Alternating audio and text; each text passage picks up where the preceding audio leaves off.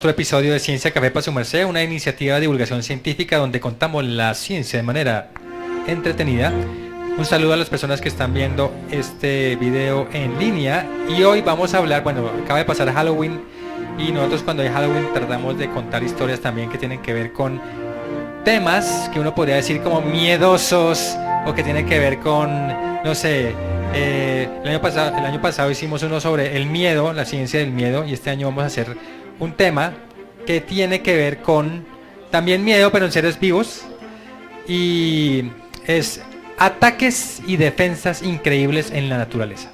Es decir, animales, hongos, vamos a ver estrategias increíbles de cómo se defienden, pero también cómo atacan.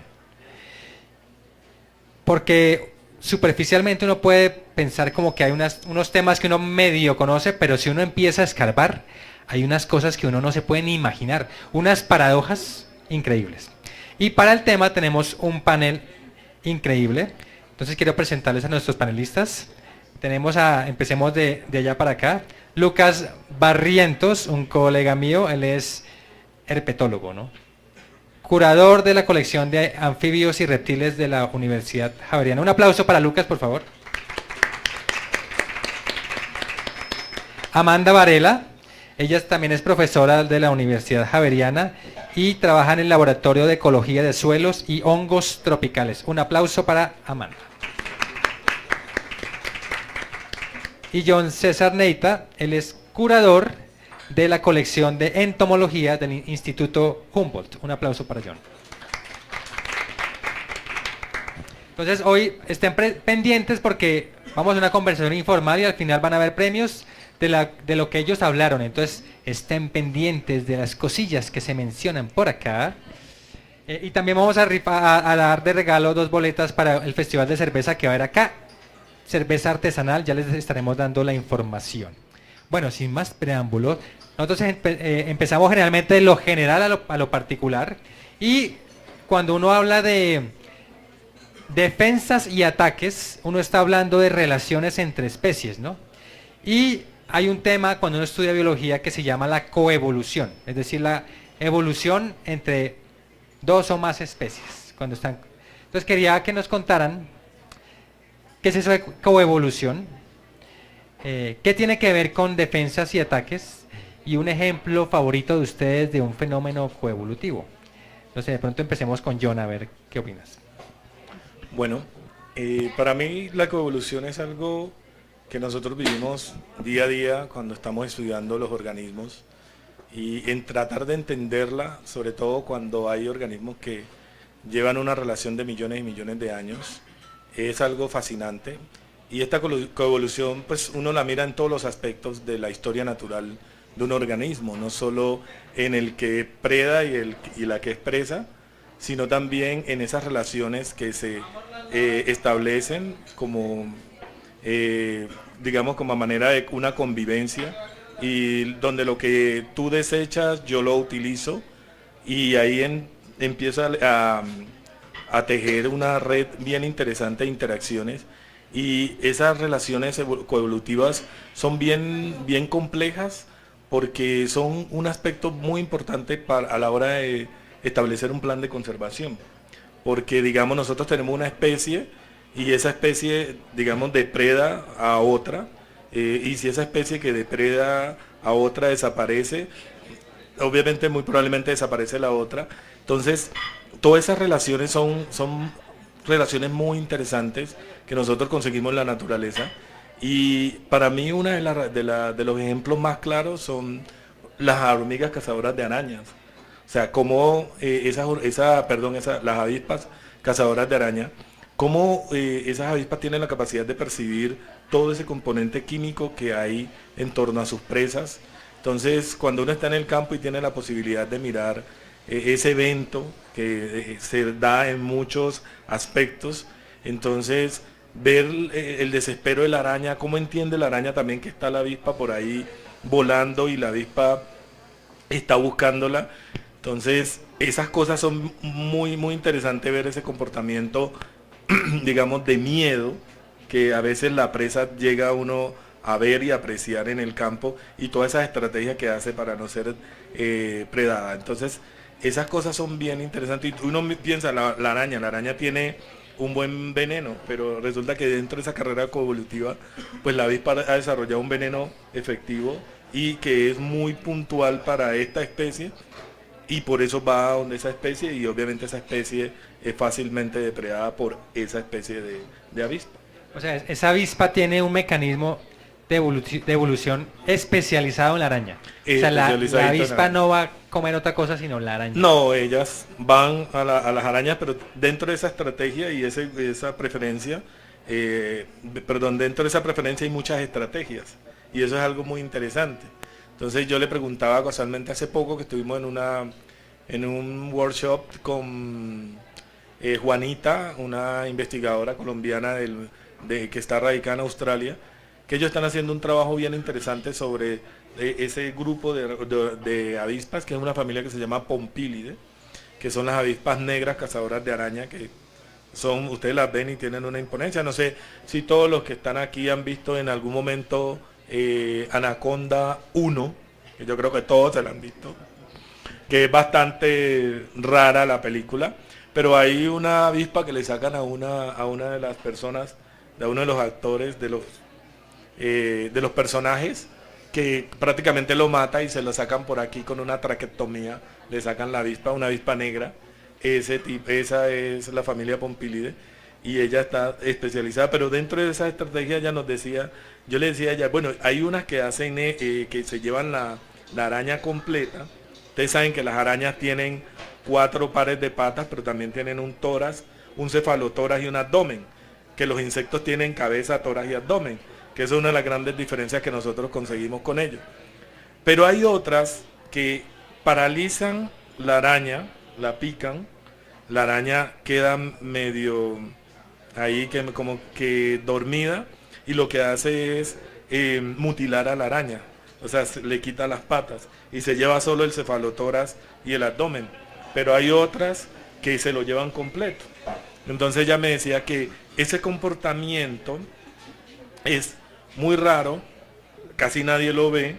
Yo conté con la fortuna de poderlo ver allá en el Chocó cuando estaba estudiando en la universidad. Entonces me senté así y la miré, y miré todo el proceso y la avispa cuando se lleva la araña y se la lleva y quedaron las patitas ahí.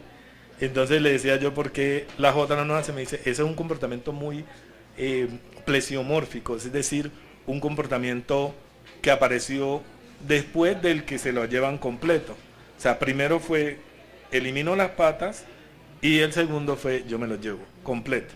Entonces, entender todo ese tipo de comportamiento en esa carrera coevolutiva es fascinante porque ahí juegan muchos factores que están muy relacionados con la naturaleza de cada una de las especies que durante millones y millones de años han estado en esa carrera coevolutiva. Súper interesante porque tú dices que es como paso a paso, porque uno lo ve completo, no, es casi imposible que eso pase, o sea que esas dos especies estén tan intrínsecamente relacionadas, pero si tú vas mucho tiempo, paso a paso, lentamente, pues se van acumulando y se van formando unas asociaciones tremendas. Bueno, y eso es algo bien interesante porque yo creo que la gente todo piensa en que la evolución, porque uno habla con la gente y lo primero, un caso muy particular es, no, el ser humano no viene del todo este linaje homínido que tenemos. ¿Por qué? Porque el chimpancé no sigue evolucionando. Entonces, ¿pero por qué no siguen evolucionando? Entonces, uno de los mensajes que yo doy siempre en mi charla, sobre todo con personas, es que nosotros tenemos 2 tiempos en los cuales nosotros como seres humanos actuamos. Los científicos, cuando hablamos de evolución, hablamos de millones de años, eso es un tiempo geológico que nunca nosotros, yo creo que nosotros tenemos ese chip para entenderlo, pero cuando las personas que no trabajan en evolución, que manejamos este tiempo cronológico, es decir, cuánto es el promedio de vida que podemos durar nosotros, pero cuando nosotros miramos el tiempo geológico, es cuántas generaciones de nosotros hay en un proceso coevolutivo, hay muchos. Entonces, muchas veces nosotros no dimensionamos, sino es hasta cuándo yo vivo, y si no se da ese proceso de evolución dentro de eso, yo no creo en la evolución. Resulta que la evolución requiere más tiempo, más años, que nunca ni nosotros que lo estudiamos la vamos a poder ver. Y hablando de mucho tiempo, Amanda, tú trabajas con hongos. Eso sí llevan mucho más tiempo que las avispas y que las arañas. Así es. ¿Cuál es tu ejemplo más favorito de coevolución que tenga que ver con hongos? Bueno, pues yo creo que hay varios, pero quiero centrarme en uno porque hace poco vi el hongo en el Parque Nacional Natural Chingaza y fue bastante sorprendente en el páramo. Es un hongo que normalmente surge a partir de una estructura que parece un huevo, es blanda, tiene color claro, blanco, grisoso, y después esto se rompe y aparece como unos dedos de color rojo que le dicen por eso al hongo dedos de diablo. El género es Clatrus. Y este hongo entonces se abre completamente, tiene entre 3 y 5 de esos dedos que quedan así, y cada vez se va ampliando hasta que llegan hasta el suelo, y sobre la superficie tiene unas manchas negras, verdosas, con una sustancia como babosa. Cuando uno se acerca, el olor es nauseabundo, es como de carne podrida, como de huevo podrido, porque produce unas sustancias que justamente le interesa que se esparzan en el aire para atraer sobre todo moscas. Y estas moscas, entonces cuando llegan allí, atraídas por el olor, van a consumir parte de la superficie del hongo, pero van a pegarse esporas del hongo que están en estas masas babosas, y cuando la mosca se va, pues lo que busca el hongo es que esparza sus esporas en otros sitios donde el hongo va a poder colonizar y crecer. Este es un hongo que se encontró inicialmente en Europa, pero se ha visto que cada vez empieza como a colonizar muchos ambientes, y a donde llega encuentra sobre todo moscas que permiten como su dispersión, ¿no? Lo curioso es que hace poco hay una publicación de este año donde unas personas encuentran un roedor en el Parque Entre Nubes, aquí en la parte del oriente de Bogotá, donde el roedor encuentra el hongo y empieza a consumirlo.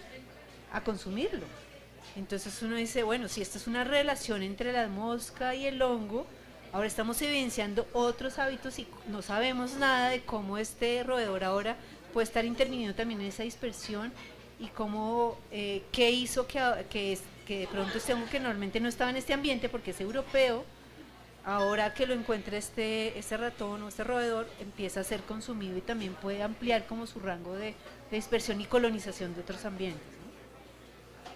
Entonces la relación es, primero se pensaba que era el hongo y la mosca, Sí, y ahora llegó el ratón. y ahora llegó el ratón. Entonces cada vez se va complejizando esta red. Ujú. ¿Tú has trabajado tú con qué tipo de hongos trabajas? Yo he trabajado sobre todo con hongos, digamos, que no se ven a simple vista, que aunque producen muchas estructuras visibles después, pues principalmente me he concentrado en estos hongos que pueden atacar insectos, que pueden descomponer materia orgánica, que pueden ayudar a controlar enfermedades, pero cada vez me estoy interesando también por estos otros hongos que se manifiestan claramente a simple vista, porque llaman más la atención de las personas y porque ahora hay mucho interés en términos de su importancia desde el punto de vista medicinal y de salud, ¿no? Ahorita hay una serie que se llama The Last of Us y volvió más famosos aún a los hongos. Ese hongo, ¿qué es lo que hace? Que vuelve zombies a las hormigas y en la serie pues vuelve zombies a los humanos, pero sí está basado como en un hongo que es real. Cuéntanos sobre ese hongo. Bueno, este es un hongo bien interesante que inicialmente se describió la interacción en selvas húmedas tropicales en Tailandia, pero también ya hay reportes en Brasil y seguramente está también en el Amazonas y en otros países de Sudamérica. Digamos que el hongo normalmente se encuentra en el ambiente, las esporas, y estas ataca principalmente un género de hormigas que es Camponotus, que son hormigas carpinteras que llaman, que están en la parte superior del bosque, en los árboles, en la copa de los árboles. Cuando la espora del hongo llega a tener contacto con la hormiga, entonces empieza un proceso en el cual él libera enzimas que rompen el caparazón o la cutícula de la hormiga y empiezan a penetrar. Y lo penetran y empieza a crecer dentro de la hormiga. Entonces, uno de los efectos que genera sobre la hormiga es que le provoca náuseas y vómitos. Y adicionalmente, como una pérdida del equilibrio, entonces, y convulsiones. Entonces, la hormiga, que normalmente está en las partes altas, frente a estos síntomas, cae de las partes altas y normalmente llega a unas alturas como de 25 centímetros a nivel del suelo. Lo que parece ser es que el hongo ha aprovechado esta condición para llegar a un ambiente que es más propicio para que él crezca. Entonces ahí el ambiente no tiene tanta exposición a la radiación solar, hay más humedad, que son condiciones favorables para el crecimiento del hongo. Una vez que está la hormiga en esos sitios, la hormiga sigue, sus hábitos, pero ya empieza a cambiar el comportamiento. Entonces ya no usa el camino que normalmente usaba para recorrer la corteza del árbol y subir, sino que empieza a tener comportamientos erráticos, se mueve para diferentes sitios, no sabe cómo por dónde ir, y aparentemente esto se debe a sustancias que el hongo produce dentro de la hormiga y que afectan su sistema nervioso. Entonces por eso la hormiga ya no puede controlar esos movimientos, pero adicionalmente el hongo empieza a dañar la musculatura de la hormiga. Entonces eso también hace que la hormiga no pueda controlar muy bien sus movimientos. Y en algún momento, aparentemente, después de unos días, unos 5 días de la hormiga estar colonizada por el hongo internamente, llega un punto en que el hongo parece que busca el momento propicio y hay alguna señal, seguramente con la luz solar, donde al mediodía hace que la hormiga se vaya a un sitio donde hay una hoja o una corteza y se agarre de allí. Entonces el hongo que ha separado las fibras musculares de la mandíbula no permite que ya haya contracción mandibular. Entonces la hormiga simplemente hace como un último mordisco de muerte y ya no puede abrir más la mandíbula y se queda allí. Esto que permite como que las condiciones que necesita el hongo para crecer y seguir desarrollándose se mantengan, porque la hormiga ya no se puede mover, entonces ya van a estar en unas condiciones adecuadas, y desde allí entonces empieza el hongo a acabar de liberar otras sustancias que son tóxicas, la hormiga muere y empieza el crecimiento no solo ya interno sino también externo sobre la hormiga y produce sus estructuras de reproducción que diseminan otras esporas, de tal manera que cuando llegan a otras hormigas la infectan y sigue el proceso.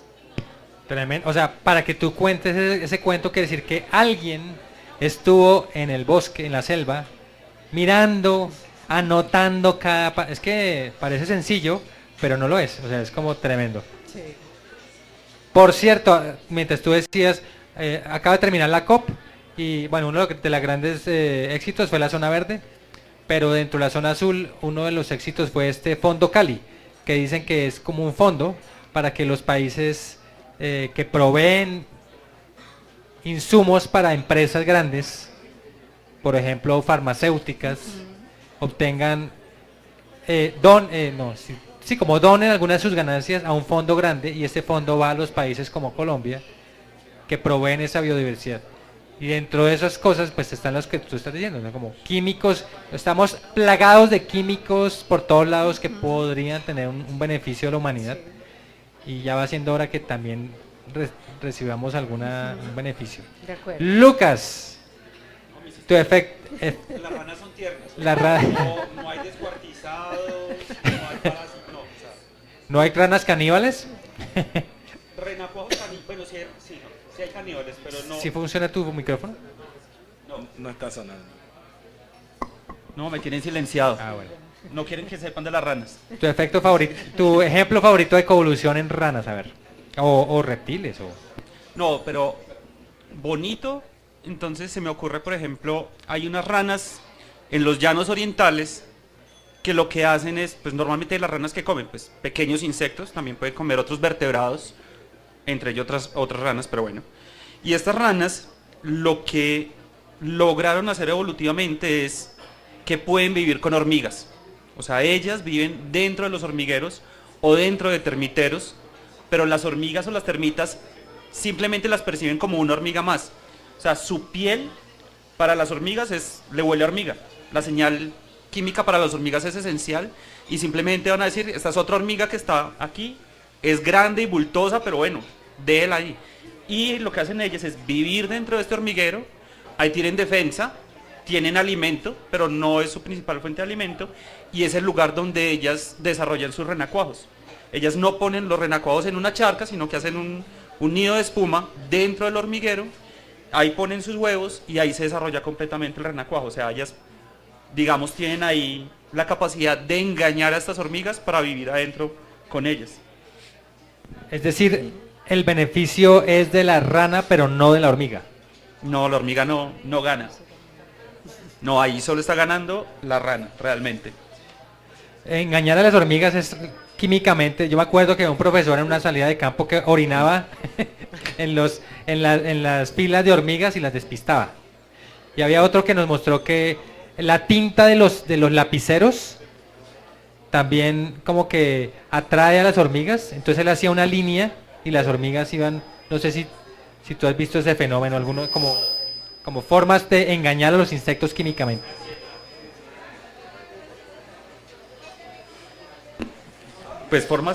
Pues la descarada, la más descarada de todas es cuando pues las trampas para atrapar estas abejas que polinizan orquídeas. O sea, normalmente lo que utilizan es una feromona de otra, pues del macho, si no estoy mal, no, de la hembra. Y ahí llegan abejas, son abejas solitarias y llegan una, llega otra. Mejor dicho, es la búsqueda de abejas más sencilla del mundo. Abra el tarro y siéntese a esperar a que lleguen. O sea, químicamente funcionan súper bien. Pero en ranas también hay señalación química. O sea, hay cortejos dejando señales químicas. O sea, tenemos las llamadas ranas de chocolate, que les dicen así porque tienen un olor. A mí no me huele a chocolate, me huele más como a cubo de caldo de gallina. Pero cuando uno las atrapa, ellas sueltan un olor y queda uno marcado. Uno queda oliendo por bastante rato a ese olor que dicen que es a chocolate. A mí no me parece. Es que las ranas producen químicos, pero también perciben químicos. Cuéntanos sobre las pruebas de embarazo de antes, a ver. Bueno, entonces antes de que todos naciéramos, creo, las pruebas de embarazo se utilizaban con ranas. Se utilizaba una rana, Xenopus levi, es una rana africana. La llaman, el nombre común es como rana de garras africana. Y lo que hacían era poner hembras en un acuario, es una rana completamente acuática. Y simplemente cogían un poquito de orines de una mujer y lo echaban en el acuario. Cuando la mujer está embarazada, esos orines van a tener una gran cantidad de hormonas. Si estaba embarazada, la rana iba a soltar todos los huevos inmediatamente. O sea, absorbía por la piel todos los químicos y liberaba los huevos. Ya eso no se hace casi. Y además que ahora la rana está en todos lados porque precisamente... Claro, cuando los laboratorios ya no tenían más plata de pruebas de embarazo, pues inteligentemente la soltaron en cuanto laguna encontraron y ahora tenemos esa rana por gran cantidad de lagos y lagunas del mundo. Bueno, otro tema. Entonces, cuando hablamos de defensas o ataques, surge la palabra toxinas, venenos. Entonces, en el reino animal, o incluso también tenemos en las plantas o en los hongos, que aparecen toxinas y venenos por todos lados en el árbol de la vida. Pero ahí, cuando uno se pone a pensar, surgen algunas interrogantes. Por ejemplo, si un animal o si una planta es venenoso o tóxico, quiere decir que ese animal o planta es inmune a esa toxina. En la mayoría de los casos, ¿no? Pues, o si no, ¿cómo cómo puede uno producir algo tóxico y no intoxicarse? Y no intoxicarse, ¿sí? Por ejemplo, una rana venenosa que tiene la piel llena de toxinas. Entonces la pregunta es, ¿qué surge primero? ¿La inmunidad a la toxina o la toxina? o qué pasa, cómo hacen esos seres vivos, ya sea hongos o insectos o ranas, para, para sobrevivir a sus propias toxinas. ¿John? Bueno, primero fue el huevo. Listo. Primero es la toxina. No, hablando en serio, las toxinas aparecen, por lo menos en anfibios, como una solución a, pues los anfibios tienen que respirar por la piel. Y al tener esa piel desnuda, la tienen que mantener húmeda. Y es un lugar magnífico para que crezcan hongos y bacterias. Entonces, una forma de controlarlo es a través de sustancias tóxicas para los hongos y las bacterias. Entonces, primero nace es como una forma de defensa de eso. Pero luego adquiere otras habilidades como saber maluco a los depredadores o ser tóxicos realmente y venenosos. Pero una de las cosas más interesantes con los anfibios es que ellos no son inmunes a las toxinas. Lo que tienen realmente es que el sistema digestivo es impermeable a la toxina. O sea que si uno le inyecta toxina a la rana, se muere. O sea, se puede envenenar con ella misma. Eso sucede, por ejemplo, en las ranas de la familia Dendrobatidae, que son como muy venenosas. Ellas realmente no son completamente inmunes. Pero si se tragan un pedacito de piel, el sistema digestivo no absorbe la toxina y pasa derecho. O sea, no es que sean inmunes, sino que son impermeables. O sea, ellas pueden comer otras ranas venenosas y no les pasa nada. Pero... Algunas sí, no todas, pero sí. Ok. Wow. Entonces en ese caso primero evolucionó la toxina y después... No sé. Depende del grupo. Sí. Bueno, respuesta de biólogo cuando no sabe uno, depende de la especie. ¿Y en insectos cómo es el asunto? Bueno, en insectos muchos de ellos adquieren sus toxinas de las plantas, ¿no? Sobre todo cuando son herbívoros. Un caso bien interesante es de una especie que se llama Omphalea diandra, Urania flesben, que es una polilla, la única polilla diurna que nosotros conocemos como más común. Es una polilla de color negro y amarillo, sino que ella vuela en el día, a diferencia de las polillas que uno suele ver en la noche. Y algo bien interesante, esta polilla es que es nuestra única, digamos, nuestro único lepidóptero que podríamos llamar migratorio. Y esa migración está muy relacionada con los niveles de toxicidad que tiene la planta de la cual se alimentan sus orugas. Entonces, la planta de la cual se alimentan sus orugas es una euforbiácea, una familia euforbiácea que se llama Omphalea diandra. Y la Omphalea diandra aumenta sus niveles de toxicidad en el verano. Entonces, por ejemplo, cuando uno está en la selva o en los valles interandinos, en las zonas bajas, y nosotros vemos la urania, que es verano, ¿sí? Entonces ya uno empieza a ubicar a esa especie con el verano, pero es porque la especie tiene su ciclo de migración conforme la planta va aumentando sus niveles de toxicidad, que está estimulado eso por la sequía. Entonces es una relación bien interesante porque uno ve que las polillas salen. Un verano que yo me acuerdo muy, muy interesante fue el verano de, Dios mío, 1997. Estábamos jóvenes todavía. Y en ese verano hubo una emergencia grandísima de polillas, de Urania flesben, que es muy linda la mariposita. Y obviamente ahí empezamos a entender qué era lo que pasaba, porque claro, la especie, la euforbiácea, se distribuye en estas zonas. Y claro, había buenos niveles de toxicidad en ella, por lo tanto era un estímulo para que la polilla pudiese hacer uso de ese recurso. Entonces, la pregunta de qué fue primero y qué fue segundo, para mí yo creo que más allá de la especie, del grupo, yo creo que la necesidad de generar una defensa debe tener un estímulo inicial. O sea, y esa carrera, yo me vuelvo más inmune y para hacer uso de ese recurso, yo creo que es algo que todavía se mantiene en la naturaleza y es una de las cosas más fascinantes que nosotros conseguimos, en donde tú elaboras una estrategia, pero yo busco una estrategia más chévere para hacer uso de ese recurso y como que vamos mirando toda esa interacción de millones y millones de años, pero para mí yo creo que el veneno aparece como una estrategia de ese organismo que está siendo depredado, y también estimula la necesidad de tener una defensa del otro. Amanda, De acuerdo. ¿qué pasa si yo me como una manita en muscaria? Pues no sé si puedas hablar después de eso. O sea, me mata.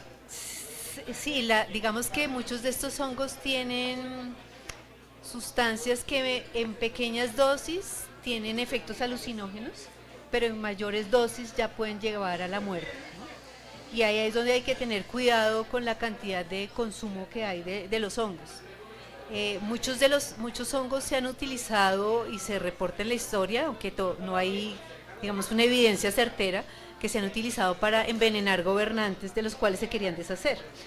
Una de las historias más probablemente conocidas es de la emperador Claudio en Roma, donde aparentemente su quinta esposa, que era su sobrina Agripina, le dio un plato de setas que eran venenosas y él lo consumió.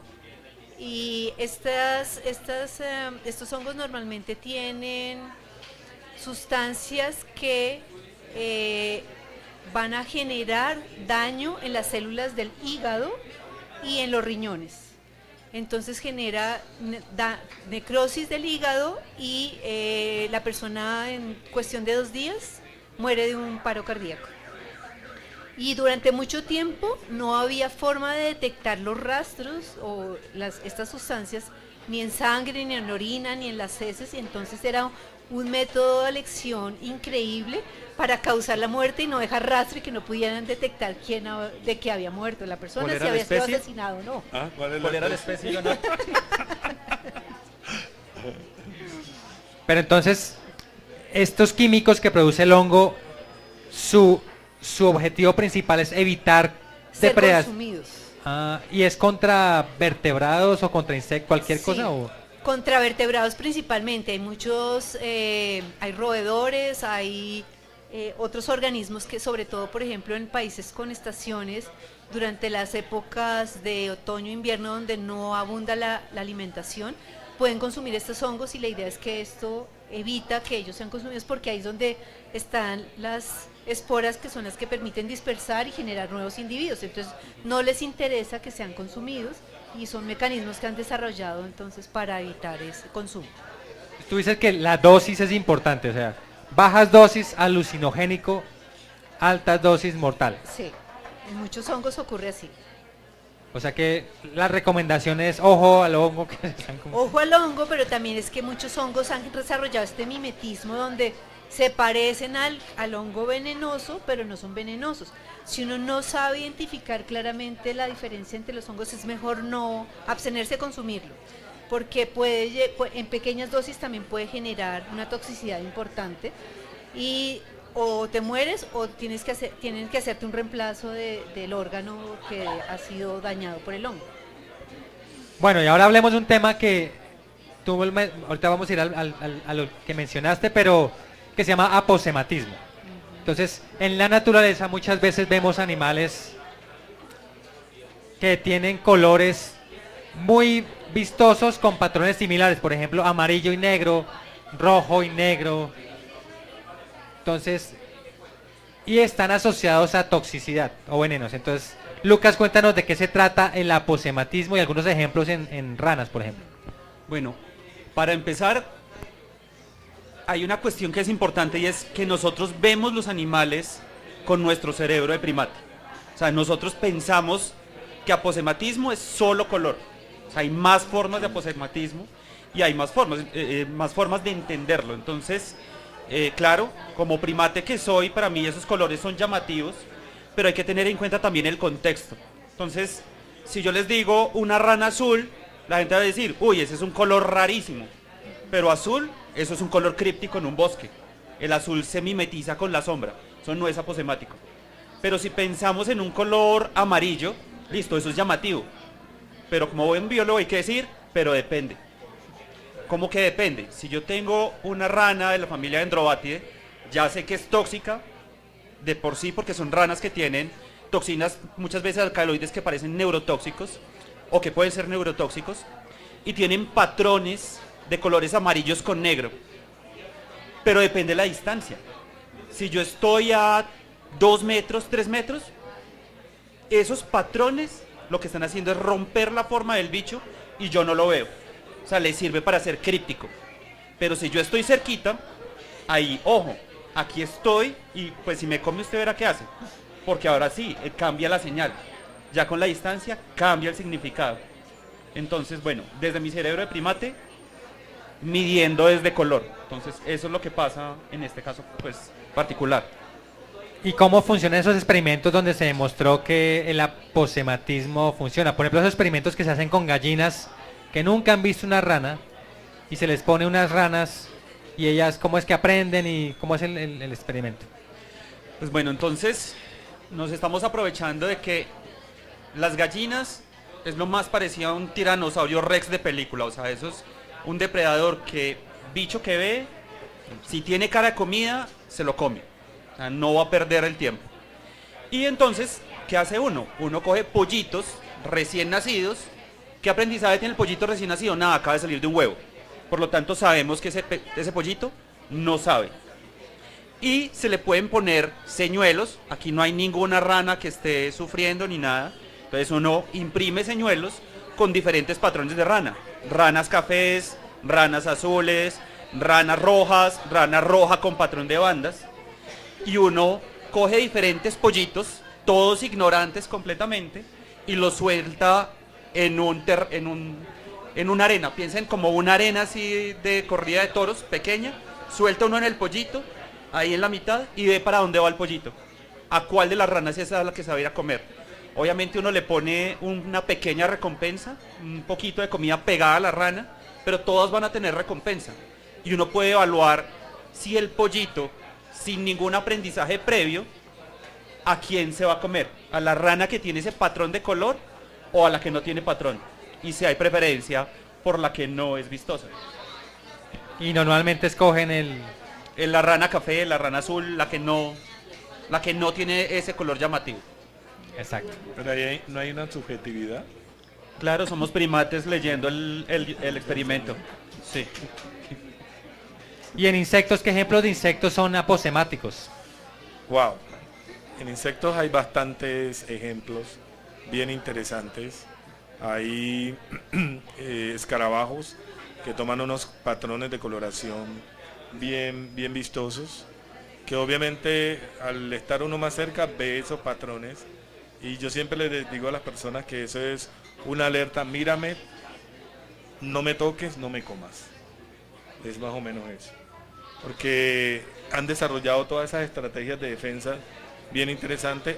O también podemos mirar en otros grupos como dípteros, que hacen esos procesos de como mimetizar a aquellas que son venenosas, a aquellas especies que son venenosas, pero de otros grupos. Entonces, llegar uno a mirar y decir, wow, ¿será que esto es una mosca? ¿Será que esto es una avispa? Entonces yo le preguntaba precisamente con base en eso, sin necesidad de llegar al estéreo, que obviamente ahí ya uno rompe cualquier duda. Le preguntaba yo ¿cómo es que se llama Edgar Palacios? Le decía yo: Edgar, ¿cómo diferencias tú de una hormiga o una abeja de una avispa? Una mosca de una avispa. Y él, de una manera muy jocosa, me dice: las avispas vuelan con estilo, las moscas no. Tú ves una avispa y una avispa vuela con todo el estilo. Las abejas, la mosca. Entonces ahí uno dice: eso es una mosca, eso es una avispa. Entonces, esas cosas de comportamiento, de entenderlos, obviamente son las personas que trabajan en esos grupos en particular, pero quienes no trabajamos y queremos despejar esa duda frente a esos colores y esos patrones, simple y llanamente tenemos que acudir al microscopio y poder despejar la duda. Pero ya las personas que trabajan pueden mirar de entrada el comportamiento que está muchas veces asociado a esos patrones también de coloración. Amanda, ¿en hongos hay aposematismo? Es decir, ¿los hongos tóxicos son más vistosos y fáciles de ver en el entorno o no tanto? Depende. Bueno, en realidad hay algunos que sí. El ejemplo que tú pusiste anteriormente, Amanita muscaria, es este hongo rojo que conocemos mucho por las fotografías, las películas, que tiene puntitos blancos sobre el sombrerito. Y pues eso es una manera de mostrar que es un hongo tóxico, ¿no? Entonces el color fuerte que llama la atención, como ocurre para otros grupos de organismos. Sin embargo, hay otros hongos que también tienen colores fuertes, rojizos, un poco más oscuros, que no necesariamente son tóxicos. Y tenemos hongos de colores claros que uno asume que porque son blanco o amarillo pálido o rosado, pues no tienen una toxicidad grande, y ahí es donde mencionaba el caso anterior, donde es posible confundirlos porque algunos se parecen en términos de su estructura, de su coloración, y pequeñas sutilezas son las que dan indicación si es posible ser comido o no, porque tienen sustancias tóxicas o no. Entonces, por ejemplo, el que estas laminillas que tienen debajo del sombrerito se partan fácilmente podría ser un rasgo para decir, ok, este no se puede comer. O que si tienen esta estructura que queda como de la que sale el estípite con el sombrero, que se llama una volva, que es una basecita, o tienen un anillito sobre el tallito, son indicaciones de que no son comestibles en algunos casos. Entonces, esto es más desde la experiencia de empezar a identificar esto. Hay un trabajo bien interesante que hizo un médico en los Estados Unidos que sacó una guía tratando de convencer a todos los demás de cuál es la forma de distinguir estos hongos, y entonces saca una guía con las fotografías de los hongos venenosos y los que no lo son y se parecen, pero además hace una cosa sorprendente, y es que para convencer a la comunidad médica de que el tratamiento que él sugería en ese entonces, que no se conocía muy bien, para evitar la intoxicación por estos hongos, lo empezaran a implementar con pacientes, es que él mismo se consume el hongo tóxico y se aplica a sí mismo el tratamiento. Y no fue una vez, sino fueron 3 veces que tuvo que hacerlo para que la comunidad científica entendiera que sí funcionaba y empezara a utilizarlo, ¿no? Ya saben qué tienen que hacer para convencer a la comunidad científica. Bueno, y hablando de ese tema, entonces ahí está la cripsis. Y hay 2 fenómenos ahí que se llaman mulleriano y batesiano. ¿Alguien me puede explicar cuál es la diferencia? Aquí el doctor. Todos los ejemplos. Todos Sí, los... todos están ahí. Sí, todos están acá en insectos. Bueno, el mimetismo batesiano Mimetismo. es un fenómeno en donde una especie imita a la otra, pero buscando una estrategia de defensa. Son idénticas, pero no... un ejemplo muy claro son las colares verdaderas, y me tiraste la mela, y las colares falsas, ¿sí? Entonces es una manera de engañar a sus depredadores, de engañar a otros enemigos, de que ellos son venenosos, cuando en realidad no lo son. Entonces, en el caso de las corales, los herpetólogos ya descifraron toda la lectura, si el anillo tal está junto con el tal, entonces... Igual desconfíe. ¿Ah? Igual desconfíe. Exactamente, desconfíe. En el caso del mimetismo mulleriano, eso ya es donde 2 especies que ambas son venenosas, digamos, un ejemplo, se mimetizan entre sí, pero ninguna tienen un ancestro, o sea, no están evolutivamente relacionadas. Entonces se imitan, pero no tienen nada que ver, ¿sí? Entonces, igual nadie las va a comer porque ambas, la una imita a la otra, están en condiciones totalmente diferentes de hábitat, pero no tienen ningún tipo le llamaríamos nosotros ancestría, es decir, ningún tipo de relaciones evolutivas en común. Cuando nosotros hablamos de ancestría, es como cuando yo siempre le digo a los chicos, yo creo que a todos nosotros nos han puesto a hacer su árbol genealógico. Entonces, a la abuela, al abuelito paterno, y hacer todo eso. En el caso de estos, esta está por acá y esta está por acá y no son parientes ni nada. pero ambas son venenosas, ambas están en un hábitat diferente y ambas están diciendo lo mismo. Entonces cuando hay un depredador por allí que haya ido para allá o para allá, para este hábitat o para este otro hábitat, ya se confunde, ¿sí? Entonces eso es una estrategia mulleriana bien interesante en cuanto al mimetismo. O sea, hay un refuerzo de la señal. Alguien Eso. aprende más. Exacto. Doble lección. Pero ¿cómo pasa en las corales? Que ese es, pues yo no soy herpetólogo, los herpetólogos tienen más claridad. No, lo que pasa es que, o sea, están como esos patrones de color que a mí no me gustan porque hay muchas serpientes que son corales falsas y se puede generar entonces el engaño y la gente dice, ay, no, esta no es venenosa y le meto la mano. Entonces, el ejemplo típico de accidente, la rabo de ají, blanco y negro con la cola, solo la punta de la cola roja. No, es que no tiene el amarillo y el rojo. Es que no tiene que tener el amarillo y el rojo. Entonces la gente se confunde. Lo mejor son los caracteres taxonómicos de la cabeza. Pero, como hay que mirar la cabeza, desconfíe hasta que no la tenga bien y la pueda ver. Pero hay otra, la que imita la Botros, ¿no? Hay varias. Ese es un colúrido que le dicen falsa mapaná. Leptodeira septentrionalis. Hay varias leptodeiras. Pero hay casos de gente que se ha muerto por mordida de leptodeira. O sea, ella tiene colmillos, ella tiene veneno, pero los colmillos son atrás. Y normalmente no nos envenenamos con ella, pero hay gente que puede tener shock anafiláctico. Hay casos en Brasil de muerte por leptodeira. Y un compañero bastante consciente en sus primeros años como herpetólogo decidió ver cuál era el efecto, dejó que lo mordiera bien y se le hinchó el brazo. Es un herpetólogo de Antioquia, pero está vivo, no se preocupen. Es curador de una colección allá. Creo que todavía le funcionan el hígado y los riñones, pero... ¿Tenemos ejemplos de mimetismo en hongos? No, que yo conozca. O sea, algo que se parezca a una manita, pero no. El que resultó el pollo del bosque, entonces van y se lo comen. No, ejemplos de este tipo no que yo conozca, pero es probable que haya alguno que todavía no sea como reportado claramente.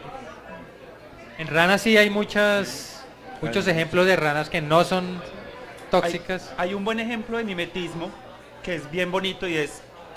Hay una rana que se llama Pristimantis gagei, que es una rana típica montaña, casi todas son cafés, casi todos los Pristimantis son cafés, grises y oscuros. Pero esta, cuando vive en simpatría con dendrobátidos, tiene patrones de color. O sea, cuando viven juntas. Cuando viven juntas. Entonces se aprovecha. Pero cuando viven solas, o sea, casi todas las poblaciones de Colombia son grises, lo más vistoso es color ladrillo, pero casi no. Pero si vamos hacia Centroamérica, es vistosa. Parece un dendrobátido. A mí me parece fascinante eso porque casi siempre esos fenómenos dependen de la frecuencia, o sea, de cuántos individuos hay y si son muy comunes o no. Por ejemplo, el mimetismo batesiano funciona si y solo si es más común el tóxico que el que engaña. Porque si es más común el que engaña, ya los depredadores no forman la asociación. Hay un ejemplo que yo creo que en las redes sociales ustedes lo han visto.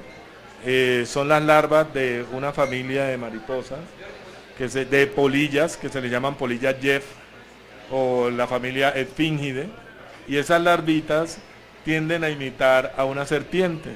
Entonces, ahora que hablamos de eso, en las redes sociales llama mucho la atención porque eso genera mucha curiosidad y uno las ve, y claro, cuando uno está muestreando, de repente ves una serpiente colgando una ramita y lo primero que uno... Y cuando ya no entra uno a mirar, efectivamente es una polilla, es una larva, una polilla. Y esas estrategias son bien interesantes porque obviamente esa polilla no va a ser nunca depredada porque obviamente, como dice aquí Lucas, sacan todos ese instinto de primate y obviamente todos le tenemos pavor a la serpiente. Nadie se sienta... Cuando una serpiente, no sé, que conozca y sepa a detallar y a buscar si es venenosa o no, el instinto es correr. Y eso es lo que trata de aprovechar esa polilla para poder evitar la depredación de sus larvas, porque en los insectos las larvas, el ciclo de vida más largo y por lo tanto es el que más cuidan ellos, porque de eso depende la viabilidad de las poblaciones. Bueno, ya para ir terminando, quisiera que nos contaran su ejemplo favorito de ataque o defensa en el grupo que ustedes trabajan. Ataque o defensa. A ver. Bueno, ahorita hay un caso bien bonito con ranas. No son ranas que están en Colombia, son ranas brasileras de la familia de las ranas plataneras, de la familia Ilidae. Una de ellas es el género Nyctimantis, que viven normalmente metidas o en pequeños huecos o metidas dentro de bromelias y solo asoman un pedacito de la cabeza. Es un bicho conocido hace mucho tiempo. La cabeza es muy dura, la piel está pegada a la cabeza y es un bicho que se conocía hace muchísimo tiempo, pero en 2015 un investigador cogió una de ellas y la rana lo golpeó con la cabeza y se empezó a sentir mal. Resulta que la rana tiene unas estructuras en el cráneo que son como unas púas, que cuando golpea, pues las púas salen, pero las púas tienen toxinas parecidas a las de las bótrops, o sea, son hemotóxicas y son letales. Y son de las poquitas ranas que tienen estrategia de defensa, literalmente es un golpe de la cabeza y puede matar a un humano. Para que vayan viendo, topes de las ranas mortales. Sí, le dio un cabezazo. Amanda, tu ejemplo favorito de ataque o defensa en hongos. Bueno, yo creo que es uno que me parece bastante particular e impresionante, similar al de las hormigas zombie, y es un hongo que vive en el suelo y ataca cigarras. Entonces las cigarras permanecen durante mucho tiempo en el suelo. Allí el hongo puede entrar en contacto con la cigarra. Cuando la cigarra sale del suelo como adulto, el hongo empieza a crecer dentro de la cigarra. Y una cosa que sucede, que ya habían comentado, es que el insecto pierde las patas y además empieza a generar, también produce toxinas que son neurotóxicas, de tal manera que el adulto, o sobre todo los machos, empiezan a tener un comportamiento hipersexual y quieren aparearse con cualquier cosa que se encuentren. Y en eso lo que busca el hongo es como, y curiosamente el hongo ya ha dañado y destruido todo su genitalia. Entonces lo que está haciendo el insecto en ese momento es dispersando todas las esporas al ponerse en contacto con cuanto objeto cree que puede, con el que se puede aparear. Y esto hace que gran cantidad de individuos de las cigarras terminen infectados y mueran finalmente, porque finalmente el hongo crece internamente, consume los tejidos y el insecto muere, ¿no? Bueno, en insectos hay muchísimos ejemplos, pero algo que a mí me ha llamado mucho la atención y que involucra también un comportamiento que no hemos mencionado, que es la tanatosis o muerte fingida que expresan algunos organismos como una estrategia de defensa. ¿Tanatosis? Sí, tanatosis o muerte fingida. Por ejemplo, la chucha, los fara, ustedes los agarran y ellos se quedan así. Y esperan a que y vuelven ¿no? Y también muchos insectos hacen eso, pero lo que me llamó la atención dentro del grupo de escarabajos que yo estudio fue ver la tanatosis mezclada con su producción de sustancias químicas desagradables.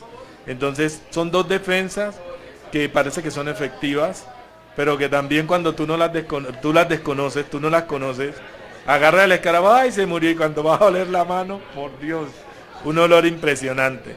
Entonces esa combinación de esas dos estrategias de defensa son bien curiosas, son bien interesantes, porque son comportamientos que cuando uno los descubre uno dice, wow, esto nunca lo había visto y esto es algo bien llamativo en los insectos. Tanatosis. Bueno, si se encuentran un oso ya saben qué hacer. Háganse los muertos. Y huelan feo. Y vuelan. Exacto. Listo, llegó la hora en donde la trivia. cada uno de nuestros panelistas les va a hacer una pregunta de algo que dijeron o algo que no dijeron, puede ser. Y ellos eligen quién levanta la mano primero y se ganan un mug de ciencia para su merced. Entonces, ¿quién quiere empezar? No, yo no empiezo, esperemos a pensar. ¿Quién quiere empezar con el primer mug? Te toca a ti. A ver, Lucas, empecemos. Una pregunta de algo que haya dicho.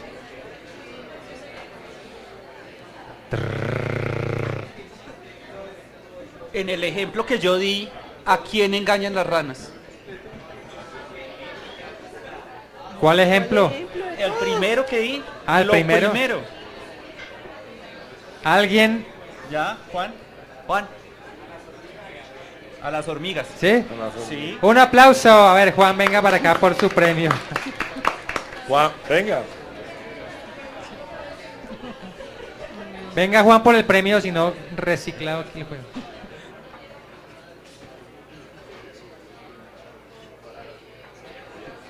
Amanda, a ver. Una pregunta así, bien corchadora. No, mentiras. Bueno, ¿cuáles serían como las 3 razones que hacen que el ataque de hongos de tipo Cordyceps, que son el género que hace que las hormigas se conviertan en hormigas zombies, finalmente terminen muriendo? ¿Quién levantó la mano? Cordyceps. A ver, ¿no se vieron la serie? The Last of Us. ¿Qué hace que las...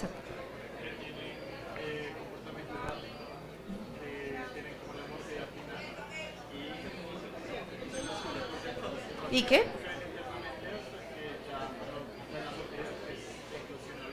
Ujú. Ok. ¿Sí? Un aplauso. John.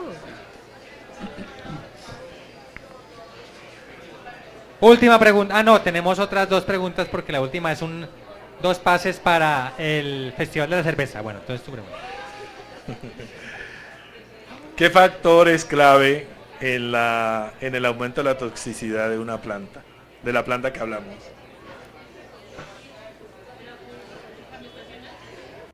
Sí, pero...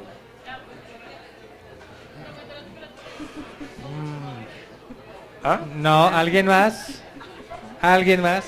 ¿El qué? ¿Sí? ¿El qué? El verano. El verano, sí, a ver, sí. ¿Quién contestó? Allí. Un aplauso.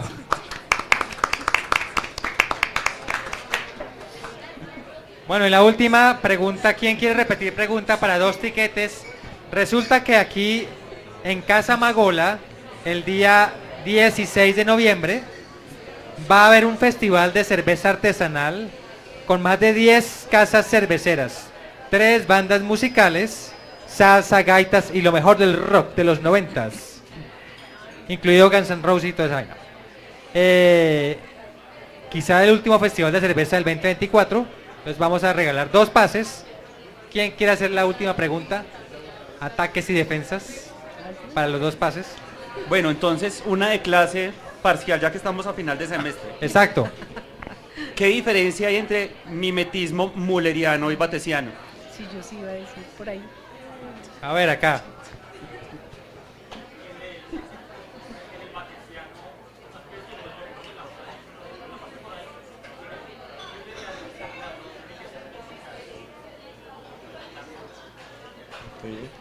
Un aplauso. Entonces tú hablas ahorita, ya te decimos cómo recibes los 2 tiquetes. Bueno, entonces, no sé si alguien tenga preguntas para nuestros panelistas acerca de ataques y defensas. Preguntas. ¿Alguien?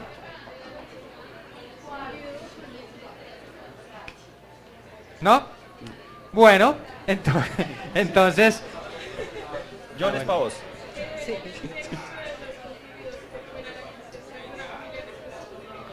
¿Alguna qué? Una familia. La familia es ¿puedes repetir la Pompili. pregunta, por favor? Ah, no, hay varias. Depende porque como hay varias especies dentro de la familia Pompilidae, entonces ellos van a colectar diferentes especies de arañas y grupos de arañas. O sea, es una coevolución de una especie de pompilido con una especie de con araña. un grupo de arañas. Sí.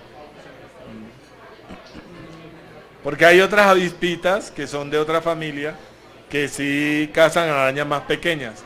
Cuando ustedes, y les dejo de curiosidad a todos, cuando vayan a tierra caliente y ustedes vean como una cosita de barro, una tirita de barro, que uno siempre dice, ahí hay un nido de avispa, ábranlo y verás que están llenos de arañitas. Y ahí está el huevo de la avispita. Ay, no, pobrecitos. No, pero es que pero es que esa es la naturaleza, muchachos. O sea, en la naturaleza el concepto de la piedad no existe. Eso es un concepto muy antropocéntrico. Y los primates somos curiosos. Ay, exactamente. Yo hice una pregunta para ti, para John.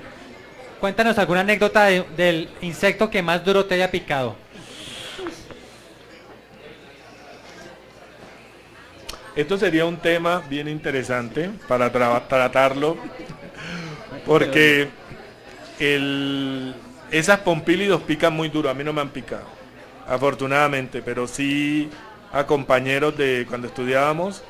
Yo le dije a uno de ellos, agarró, tiró la jama, puso la jama y la agarró de arriba y el pompílido subió y de una. Pero a mí hay una hormiga, me ha picado conga, que es la segunda hormiga más grande que hay en el mundo, después de la Dinaponera grandis, que ambas las tenemos en Colombia, en la Amazonía.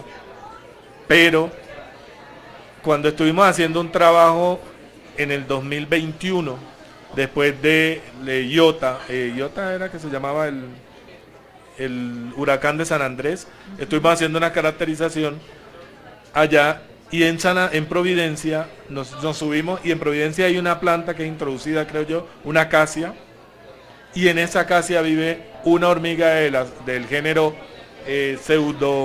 Pseudomirmes.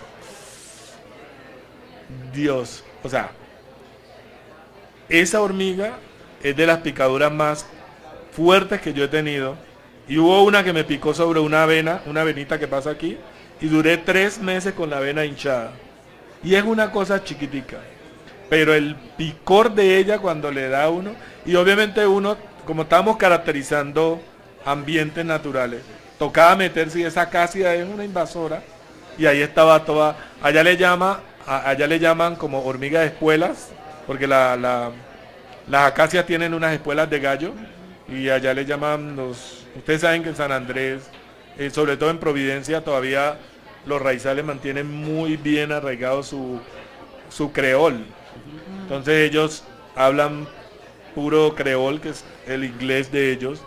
Entonces a esa hormiga le llaman ants Casper. Entonces, cuando ellos saben, ellos también le huyen porque saben que el dolor es bastante fuerte. Pues yo caí en la conga también, pero la peor, que todavía tengo la cicatriz hasta el sol de hoy, fue una vez que estaba buscando unas filomedusas, unas ranas muy bonitas. Estaba en Yarumal, en una charca, metido más o menos hasta la cintura, con mis botas trabajando, y se me metió una cucaracha de agua dentro de la bota. Y me quedó en esta parte del pie, y el bicho lo único que hacía era clavar la probóscide. Yo, sálgase del agua, quítese la bota haciendo vacío porque está llena de agua, y el bicho feliz ahí. El bicho no le pasó nada, yo la cicatriz todavía la tengo. Pero ese bicho no hace lo que durante mucho tiempo en las redes sociales estaba circulando, que era que colocaba como la piel con un poco de huequitos. Ah, no, sobreviví, no me pasó. No, es que precisamente a esa cucaracha estaban asociando ese tipo de problemas en la piel. Eran como unos montajes que están haciendo, y era pura mentira. No. O sea, eso no es verdad. No, eso y ya era- tenemos un caso de Ahí caso. solo perforaba, eso yo sentía como entraba ese pico y salía. ¿Y tu experiencia con hongos así has tenido? Que sin querer queriendo ton. O una trabada con hongo. O una rascatraba.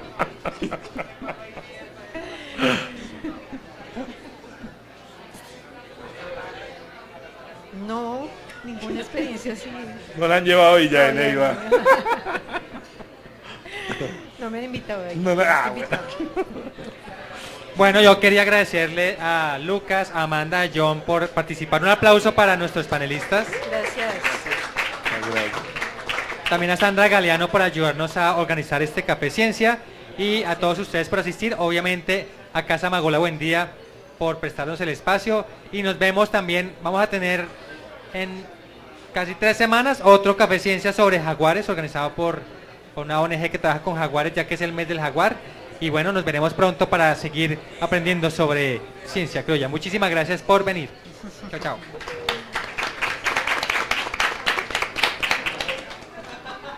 Una fotico del recuerdo. Sí. Del recuerdo y de cumpleaños de paso. Ay, qué rico, profe, compartir este espacio.